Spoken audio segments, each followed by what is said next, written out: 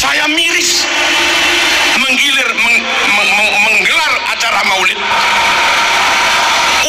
Ustadz MI nggak dihormati, Trimo hanya duduk di bawah, Ustadz Diniyah duduk di bawah, Ustadz TPQ duduk di bawah. Mereka yang bermodal penampilan lebih gagah, hanya bermodal jubah yang lebih hebat, hanya bermodal hidung yang lebih mancung, plus dikit-dikit ya khair, tip ya khair.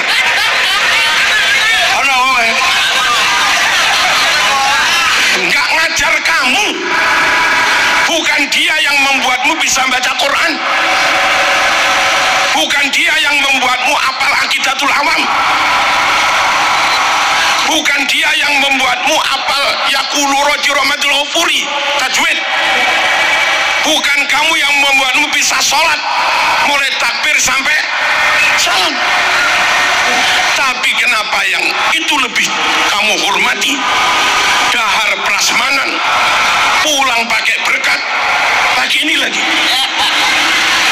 gurumu MI mengajar kamu Quran sampai hatam. Terima nih, matur suwun mas. Guru Diniyah ngajar usorob sampai iso maca takrib mas, Fatul Qorib, acara maulid besar-besar. Terima kasih Ustadz ya. Akhlakmu mana? Adabmu mana? Saya ambil di bagian ini dan saya disclaimer dulu bahwasanya di sini tidak menyebut kelompok siapapun, tetapi hanya menyebut mereka dengan indikator hanya modal ya khair gitu. Kemudian modalnya hanya lebih gagah, lebih mancung, dan jubah lebih bagus. Sehingga dengan modal itu lebih dihormati ketika ada acara maulid. Lebih dihormati dari siapa? Daripada guru-guru diniyah, daripada guru-guru MI, di mana guru-guru MI, guru-guru diniyah itu justru yang mengajari kita mengaji, mengajari kita sholat. Nah, sampai di sini saya sepakat saja. Artinya jangan sampai kita lebih menghormati orang yang modalnya hanya, perhatikan, modalnya hanya jubah, hanya penampilannya. Berarti apa Pak? Berarti orang bodoh karena nggak ngajar. Sudah bodoh ya, nggak bermodal ilmu, yang nggak berjasa juga kepada kita, nggak ngajarin apa-apa. Nah, begitu. Saya sepakat sekali dengan itu. Tetapi ada catatannya. Yang pertama begini, misalnya dalam acara maulid itu ya, orang yang diistimewakan itu duduknya di atas, lebih tinggi daripada ustadz-ustadz diniyah, makanannya berbeda, prasmanan, walaupun saya paling tidak suka itu. Ada undangan makanan berbeda itu saya paling tidak suka itu. Kemudian dikasih amplop. Nah ini saya juga tidak suka. Biasanya langsung saya buang, tapi isinya saya suka itu ya, yang amplop itu. Nah, terus bagaimana cara merealisasikan seperti ini? Misalnya ada acara di situ ngundang penceramah, bukan yang ya khair lah, tapi kiai lah ya, alim. Cuman sama-sama bukan kiai di situ, artinya bukan dari dia juga kita belajar sholat, bukan dari dia juga kita belajar ngaji. Yang kita belajar sholat, belajar ngaji kan yang dari guru-gurunya itu. Lalu mana yang lebih dihormati?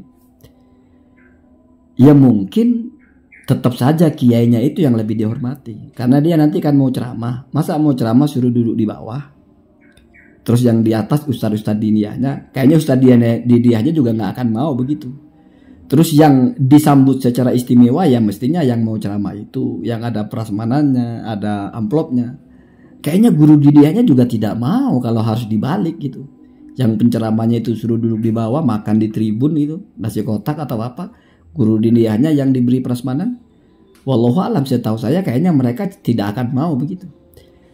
Tetapi apakah ini melanggar kaidah yang pertama itu? Enggak juga. Karena kalau kiai itu kan modalnya enggak hanya jubah, tapi ada ilmunya. Walaupun memang rata-rata penceramah itu ya penampilannya pasti lebih keren, lebih gagah gitu. Atau ya walaupun sama, tapi kan mereka sudah keluar dari kategori hanya bermodal penampilan, mereka kan ada ilmunya. Oke, masih make sense ya.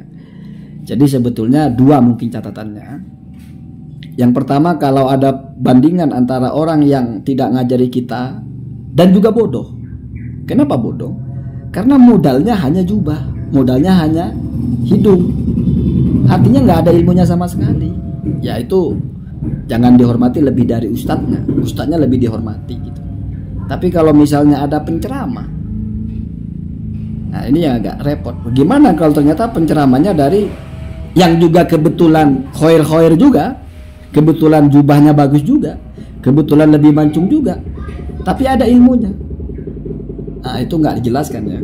Saya juga tidak paham kalau begitu pilihannya bagaimana. Apa kita dudukkan di bawah juga gitu.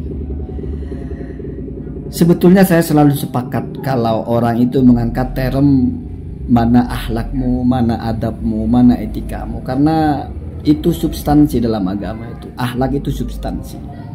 Jadi kita berperilaku dengan baik itu substansi. Walaupun patokan dasarnya adalah sesuai dengan hukum dulu ya. Makanya akhlak di dalam fikih itu masuknya kepada adab. Adab itu masuk kepada sunnah. Nah, dulu itu adabul wudu bahasanya. Etika dalam wudu. Jadi kalau bicara wudu itu min babil furud, farduhnya, min babil syurut, syaratnya min babil adab atau etikanya, penyempurnaan. Jadi itu sudah sempurna. Kalau kita sudah lengkap sampai melaksanakan yang sunnah-sunnah itu namanya kita berwudu secara beradab. Adabul wudu kan bahasanya itu, di situ sudah mencakup semua. Tapi kalau furudul wudu nggak mencakup sunnahnya. Tapi kalau sudah adabul wudu itu sudah lengkap semua. Doa-doanya dibaca. Jadi begitu ya. Jadi kalau ada kamu acara, jangan sampai ada. Tetapi siapa sebetulnya mukhotob dari narasi itu ya? Kan yang jelas bukan Mbak Alawi kayaknya itu. Tapi mukhotob atau yang menjadi objek lawan bicara Pak Kiai Marzuki ini mungkin masyarakat ya. Jadi masyarakat jangan keliru gitu. Jadi yang ditegur keras mana adabmu itu ya masyarakatnya itu. Ketika lebih menghormati orang yang modalnya hanya ya khair, terus lebih mancung, lebih gagah dan jubahnya lebih nicis. Bentuk penghormatannya adalah makanannya prasmanan, pulang disangoni, ada duitnya gitu ya. Ya itu saja kan poinnya. Saya setuju dengan itu. Saya ulangi dengan catatan adalah mereka nggak ngajar kita dan mereka itu bukan orang alim. Biar sinkron gitu ya. Takutnya nanti kamu ngundang orang alim terus suruh duduk di bawah. Kenapa? Karena nggak ngajar kamu ngaji. Ya nggak gitu juga. Repot kalau begitu. Kita ngundang menceramah kita suruh duduk di bawah. Kenapa? Karena dia nggak ngajar ngaji kita. Enggak. Tapi kan narasinya Kiai Marzuki kan lengkap itu. Tidak ngajar ngaji, tidak ngajar sholat, dan modalnya hanya. Kalau modalnya hanya itu, ya berarti nggak ada modal lain, ya berarti nggak ada ilmunya kan begitu. Begitu saja. Allahumma dina hadas